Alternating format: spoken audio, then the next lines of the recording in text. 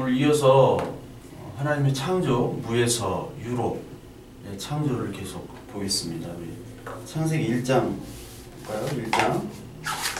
1장 1절에 보면은 태초에 하나님이 하늘과 땅을 창조하셨다. 하늘과 땅을 창조하셨다라는 말이 나옵니다.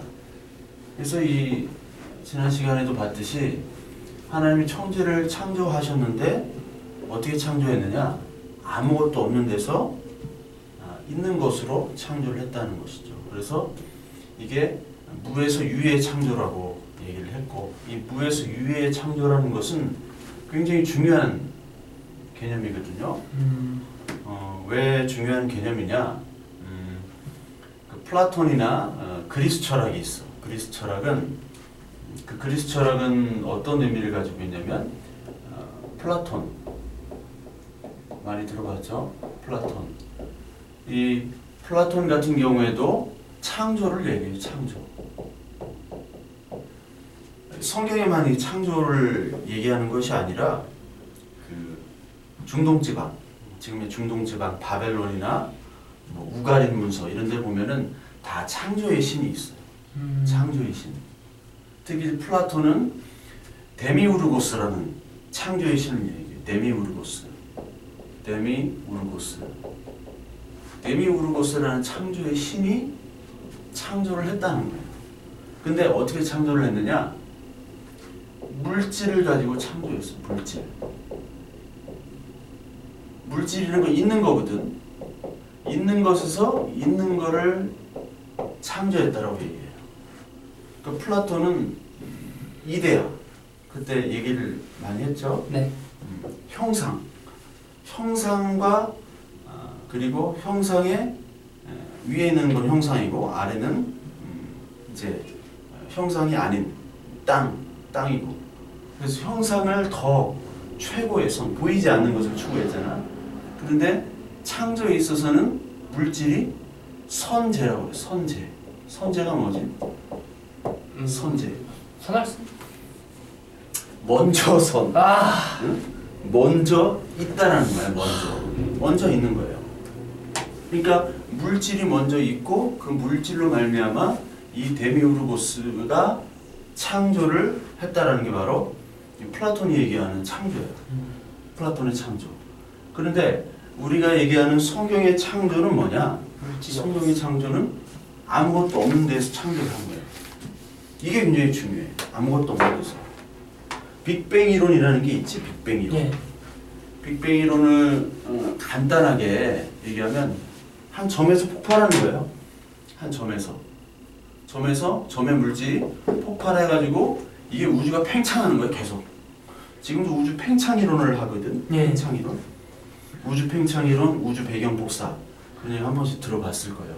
그래서 이게 137억 년이라고 얘기해요. 우주를. 137억 년. 허블 우주만원경을 뭐 이렇게 봐가지고. 근데 이 빅뱅 이론은 하나의 물질이 있는 거야, 원래.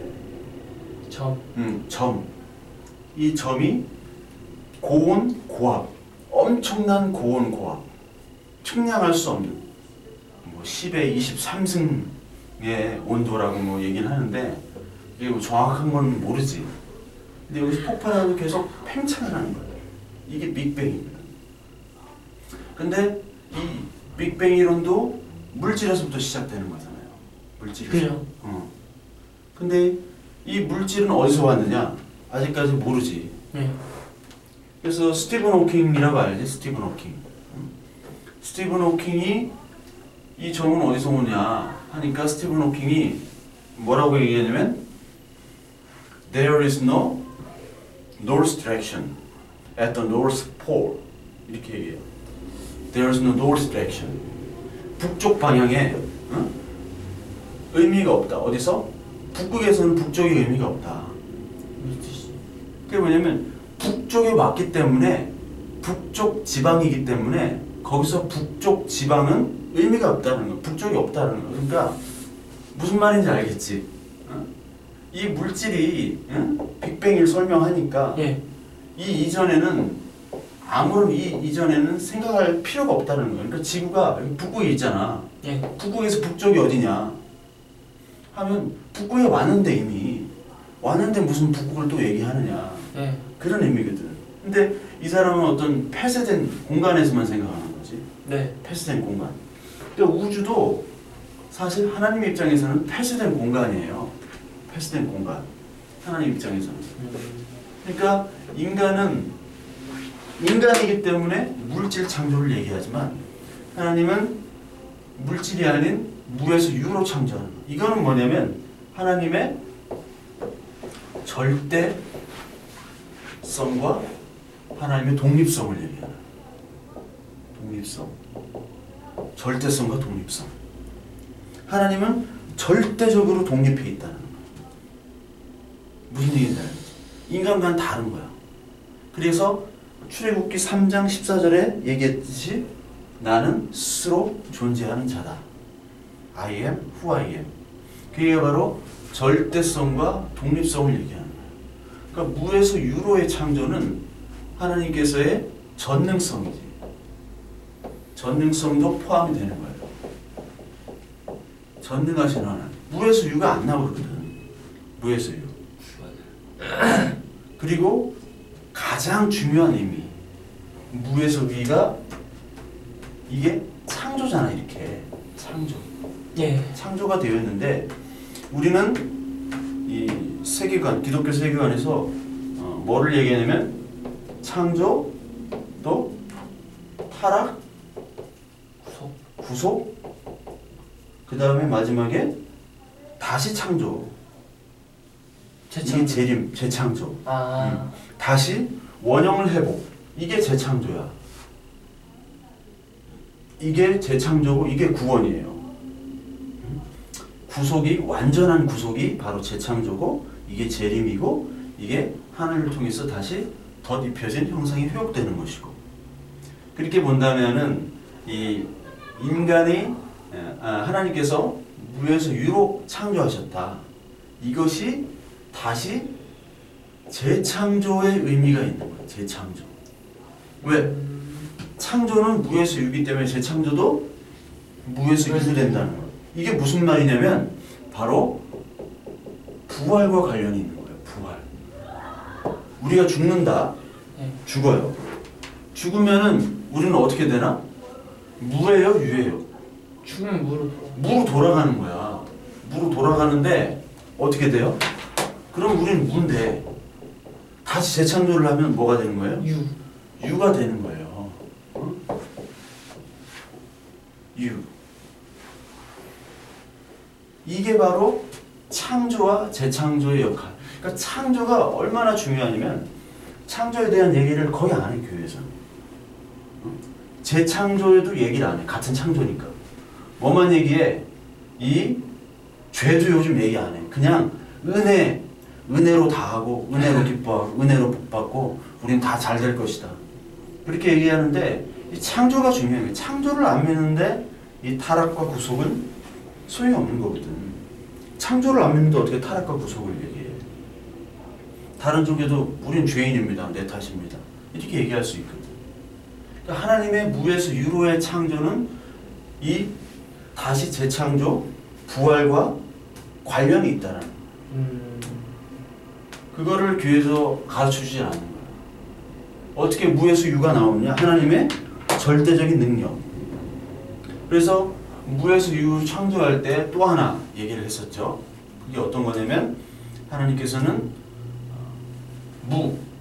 무질서에서 질서로의 창조, 카오스에서 코스모스의 창조라고 그때 기억이 나지? 네. 그래서 이사야 45장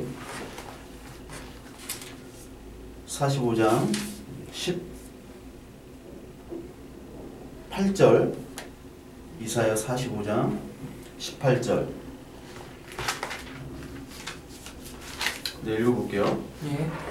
대저 여호와께서 이같이 말씀하시되 하늘을 창조하신 이는 하나님이시니 그가 땅을 지으시고 그것을 만드셨으며 그것을 견고하게 하시되 혼돈하게 창조하지 아니하시고 사람이 거주하게 그것을 지으셨으니 나는 여호와라. 나 이외에 다른 이가 없느니라. 이 이사야서 45장 18절에 모든 창조의 섭리들이 나온 거예요. 모든 창조의 섭리. 그러니까 말씀으로 하나님이 창조하신 거죠. 네. 그리고 하나님이 혼돈에서 창조하지 않고 질서로 창조를 하신 것이고, 그리고 사람이 거주하도록 창조를 하셨고, 그 다음에 하나님께서는 나 이외에 다른 이가 없다. 이런 하나님 외에 절대적, 독립적, 그리고 전능한 하나님이 나밖에 없다라고 얘기를 하는 거예요. 하나님께서는 지으실 때 이 창세기 1장 첫째 날부터 여섯째 날까지 다 하고 안식을 하셨잖아요. 네. 근데 여섯째 날 맨 마지막에 창조가 뭐냐면 사람의 창조예요. 사람의 창조. 그러니까 그 전까지는 다 사람을 살도록 주거 환경을 조성시켜 주시는 창조예요. 그렇죠? 근데 이게 빅뱅에서도 똑같아. 빅뱅도 같은 이론을 주장하는 거예요. 빅뱅도 원래 점에서 딱 퍼져나갔다가 여기서 수소, 헬륨, 이 우주 대기권은 수소, 헬륨이 대부분이에요. 지금도. 근데 수소, 헬륨이 핵 반응을 일으켜. 핵 융합을 일으켜 다른 물질로 변환이 돼요. 그 다른 물질이 뭉쳐진 게 이렇게 되다가 이게 초신성이 만들어져. 초신성에서 또 한 번 뻥 터져. 그래서 여러 가지 물질로 지금 우주를 이루고 우리 지구, 온 우주를 이루는 게 뭐 주기율표에서는 92가지 원소로 이제 표시를 하는데, 이 92가지 원소를 가진 이 광물들, 물질들로 만들어지게 되는 거예요. 만들어지고 지구에 어떻게, 우주에는 얼음 덩어리들이 많거든. 그 얼음 덩어리들이 지구를 쳐가지고 지구에 물이 생기는 거야. 우주에 얼음 덩어리예요? 얼음 덩어리들이 많아, 우주에. 토성도, 목성도 얼음 덩어리도 둘려 있어. 그러니까 그런 얼음 덩어리들이 지구에 부딪혀가지고 물이 생기고, 물에서 이제 생명의 근원인 물로부터 이제 수중 생물부터 시작해가지고 육상 생물로 오고, 산소가 발생되고, 그 다음부터 생명체가 생기고, 그리고 인간이 생겼다. 또 비슷해요. 이 생명이 이렇게 인간이 살 수 있도록 적합하게 점점 진화를 해갔다.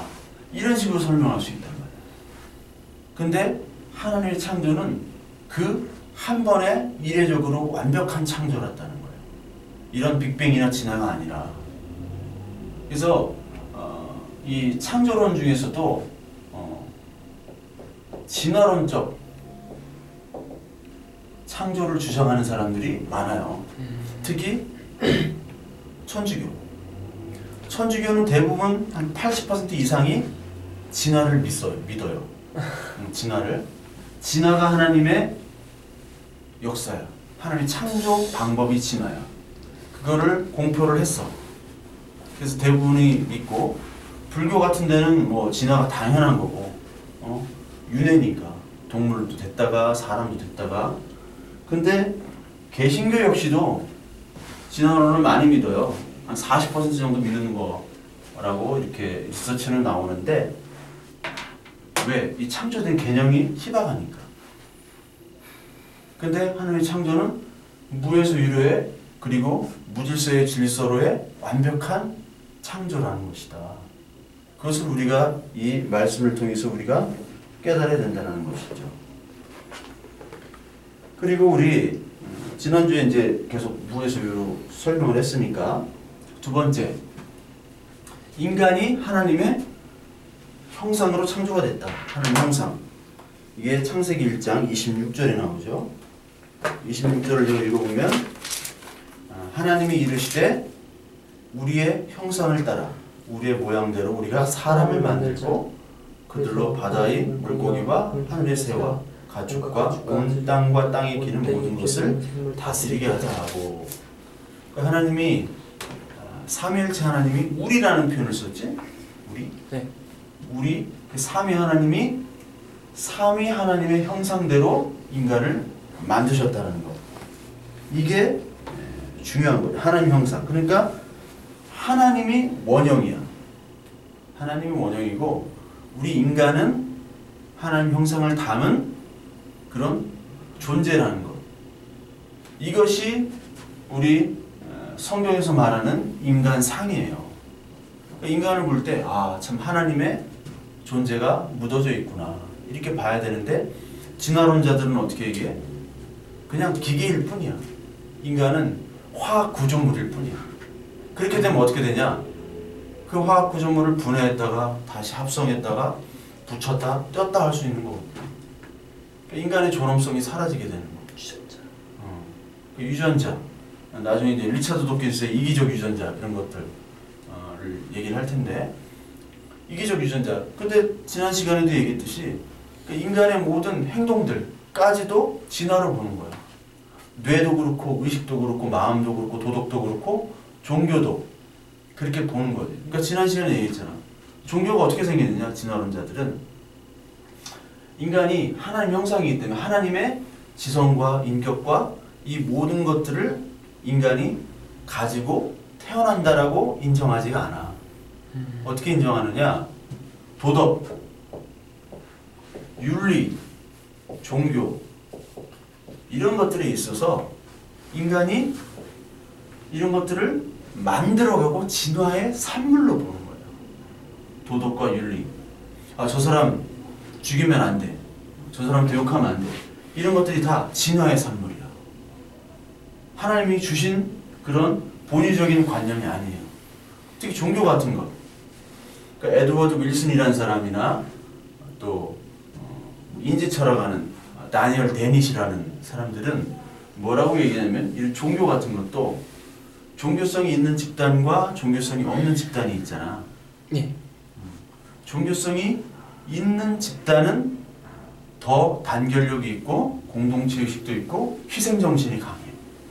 그래서 종교성이 없는 집단과의 경쟁했을 때 종교성이 있는 집단이 살아남은 거예요. 그래서 그 살아남은 그 종교성 있는 집단이 만든 종교가 바로 지금 있는 현재의 종교들이라는 거예요. 원래 종교는 없었는데. 그래서 종교는 신성한 계약을 해. 자, 모세가 십계명 그리고 모압 언약, 시내산 언약 같은 계약을 하잖아. 네. 성경적인 의미는 언약인데 일반 종교학적으로 볼 때는 계약이거든. 신성적인 계약. 이 계약이 사람을 구속하는 거야. 그 종교 집단 안에서 계약이. 그 계약을 통해서 하나님이 이만큼 내가 섬기면 내가 믿는 신이 그만큼 도와줄 것이다 라고 해서 막 희생을 하는 거야. 그래서 그런 종교가 더 번성하게 된다는 것이지. 그래서 도덕과 윤리와 종교가 진화론적으로 설명하는 거야. 이거는 하나님과 전혀 관계없이 그냥 인간의 도덕과 종교와 양심이라는 게 있잖아. 인격, 지성, 감정 이런 모든 것들은 바로 누구로부터 왔느냐? 하나님으로부터 왔다라는 고백을 할 수 있어야 되는 거예요. 그러니까 이런 고백과 이런 의식이 없이 이런 진화론적인 것들을 받아들이게 되면 인간 경시현상이 일어나는 거지. 인간은 물질로 보니까 하나님의 인격으로 보지 않으니까. 그러니까 나치가 생길 수 있고 유대인 학살이 생길 수 있고 그렇다는 겁니다. 그래서 우리 하나님께서는 분명히 하나님의 형상대로 우리 인간을 창조를 하셨다라는 거예요. 그래서 하나님이 형상이 원형이고 우리 인간은 그 하나님의 형상에 대한 반영이라는 거예요. 그것이 인간 존재의 의미고 사명입니다. 그것을 우리가 알아야 된다는 것이죠.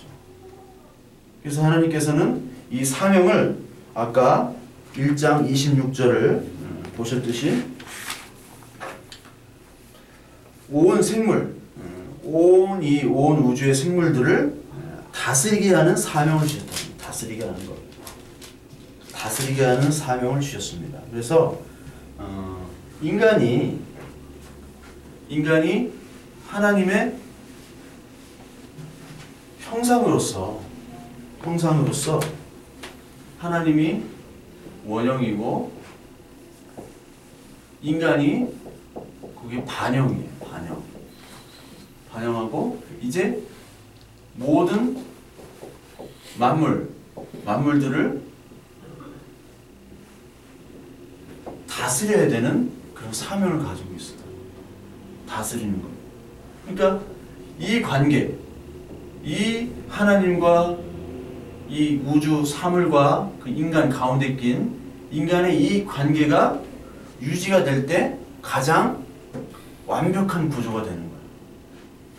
이 하나님이 만든 인간이 하나님을 섬기지 아니하고 하나님께 죄를 졌을 때 성경에 나오는 것처럼 이 관계가 다 깨지는 거예요. 하나님과의 관계가 깨지고 인간과 인간 간의 관계가 깨지는 거죠. 인간과 인간 관계가 깨져서 어떻게 됩니까? 아담과 하와가 그 관계가 깨지게 되지. 그리고 그 사이에서 태어난 가인이 그 동생 아벨을 죽이게 되는 것이고 살인이 시작이 돼요. 죄와 살인이 시작이 되고 그 인간 간의 관계가 깨졌을 때 땅이 어떻게 되느냐? 창세기에 보면은 땅이 저주를 받잖아요. 땅이 막 엉겅퀴가 올라오고 막 가시덤불이 생기고 그것이 뭐냐면 땅까지도 영향을 받는다는 거야. 그러니까 하나님과 관계가 깨질 때는 온 우주 만물의 관계가 다 어그러진다는 것. 그래서 우리 인간의 형상, 하나님의 형상대로 만든 인간의 그 사명이 얼마나 중요한지를 우리가 바로 파악할 때, 그리고 하나님과 관계가 바로 될 때만이 인간의 존재와 목적과 행복과 그리고 인간의 사회에서 있을 수 있는 모든 그런 하나님이 주신 행복들을 누릴 수 있다는 겁니다. 그것이 바로 이 인간의 형상, 하나님 형상대로 창조된 것이다 라고 볼 수 있고, 또 그 마지막 우리 세 번째로 볼 때는 예수 그리스도를 통한 더딥혀진 형상 회복, 이걸 얘기했어. 지난주에도 기억을 할지 모르겠는데 예수 그리스도 더딥혀진 형상이 있었어. 하나님 형상. 그러니까 하나님의 창조는 선하신 창조예요. 착한 창조예요. 하나님의 창조는 나쁜 게 없어. 그래서 그 말씀이 디모데 전서에 있어요. 디모데 전서. 디모데 전서에 있는데 한번 잠깐만 찾아볼게요.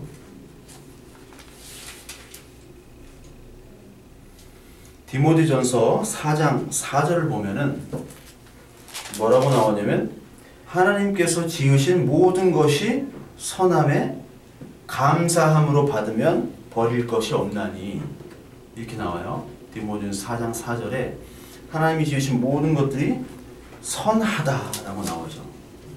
그게 창세기에도 나오죠. 창세기 지으신 다음에 뭐라고 얘기해요?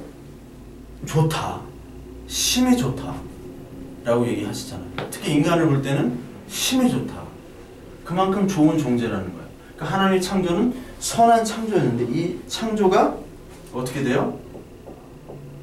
죄로 인해서 선한 창조가, 창조는 선한데 그 인간의 선함이 왜곡이 되는 거지. 그래서 하나님의 형상이 어그러져요. 왜곡되어지는 게 바로 이것이 죄악이고 이것이 타락이다. 그러니까 죄라는 건 항상 뭐를 얘기하냐면 하나님과의 관계 측면에서 얘기해야 돼요. 하나님과의 밀접한 관계 측면에 얘기해야지, 이 죄는 우리 사회에서 얘기하는 도덕적인 관념이 아니야. 도덕적인 관념. 그러니까 성경을 읽을 때 어떻게 읽어야 되냐면은 도덕적인 양심, 우리 사회에 있는 법, 도덕, 윤리로 읽으면 실패하는 거예요. 법, 도덕, 윤리. 물론 법, 도덕, 윤리를 지켜야겠지만 법, 도덕, 윤리로 보면은 그 잣대로 보면은 돈 받을 사람이 많아요. 다윗도 그랬지? 다윗도 간음하고 살인하고 그렇잖아? 다윗도 그랬고, 뭐 이방여인, 삼손 같은 경우 그 여자 관계가 너무 복잡해. 이방 여자, 하지 말라는 이방 여자를 그렇게 했는데 그것이 바로 하나님의 뜻이었어요. 삼손. 삼손만이 유일하게 여자 관계가 있었지만 삼손만이 유일하게 그 블레셋을 대적했던 유일한 용사였어. 도덕적 윤리적으로 보면은요 많은 것들이 틀린데 이 하나님의 입장, 이 죄라는 것은 하나님과 관계가 어떻게 되느냐, 그거에 따라 죄라는 것들이 달라지게 되어 있는 거예요. 그래서 이 어그러진 이 관계가 어떻게 형상이 회복되느냐, 예수 그리스도를 통한 회복. 그러니까 우리의 힘으로는 안 돼요. 우리의 능력으로 구원을 받을 수 없는 거예요. 우리의 능력으로 형상이 회복될 수가 없어. 아까도 얘기했잖아. 사회가 이기적이다, 나쁜 놈들 많다, 다 공감을 하잖아. 근데 원래 하나님께서는 선하게 그 인간을 줬다니까, 원래는. 그런데 그 인간들이 하나님과의 관계에서 잘못된 관계를 통해서 그것이 타락으로 이어지고, 그 타락이 현실적으로 나타나는 결과들, 이기적인 존재, 죄가 많은 존재들로 나타나 있는 거지. 그것이 바로 타락인데, 그 타락을 벗어나게 할 수 있는 유일한 방법은 바로 예수 그리스도를 통한 방법밖에 없다. 이것이 바로 구원이라는 거예요. 구원. 이것이 구원.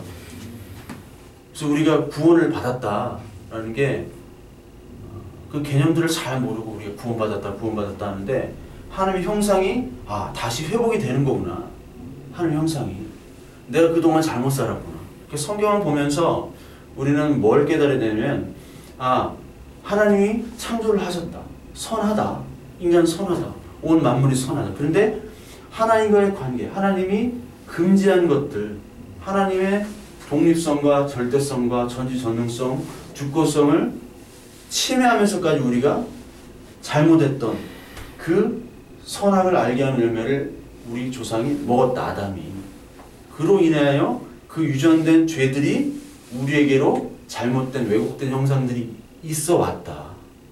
그리고 그것들이 지금 성경에서 폭로가 되는데, 그 폭로된 죄들을 내가 인정하느냐 안 하느냐, 거기서 이제 죄인이고 아니고, 그러니까 판가름 나는 거고, 죄인으로 인식되는 사람들은 바로 예수 그리스도의 구속, 죽으심을 통해서만이 바로 왜곡된 그런 형상들이 회복이 될 것이다 라고 이야기를 하는 거죠. 그것이 바로 이 예수 그리스도를 통한 더딥혀진 형상의 회복입니다. 그래서 오늘은 좀 시간도 그렇고 좀 우리 상태도 안 좋고 해서 오늘은 여기까지 하는 걸로 하고, 다음 주에는 인간의 어떤 사회적, 교제적 존재와 또 인간의 통치, 문화에 대해서 다음 시간은 하도록 이렇게 하겠습니다. 그럼 다음 시간에 우리 창세기 계속, 창조 계속 할 수 있도록 다음에 좀 많이 읽어보도록 그렇게 합시다. 예, 수고하셨습니다.